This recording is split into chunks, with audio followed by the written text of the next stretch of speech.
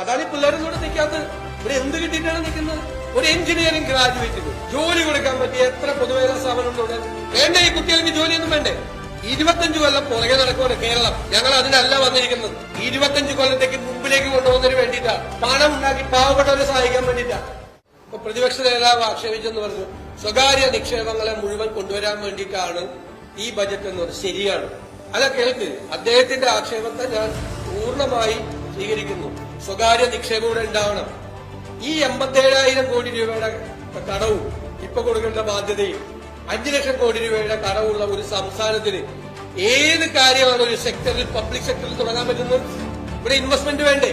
ഇവിടെ മത്സരിക്കുകയാണ് സംസ്ഥാനങ്ങൾ, ഇന്ത്യയിലെ സംസ്ഥാനങ്ങൾ. ഓരോ ഇൻവെസ്റ്റ്മെന്റ് കൊണ്ടുപോകുന്നതിന് വേണ്ടി തമിഴ്നാടും കർണാടകയും മഹാരാഷ്ട്രയും തെലങ്കാനയും ആന്ധ്രയും ഹരിയാനയും ഇവിടെ വരാൻ പാടില്ല ആരും. അതല്ല ഞങ്ങളുടെ നയം. ഞങ്ങൾ സ്വകാര്യ നിക്ഷേപത്തെ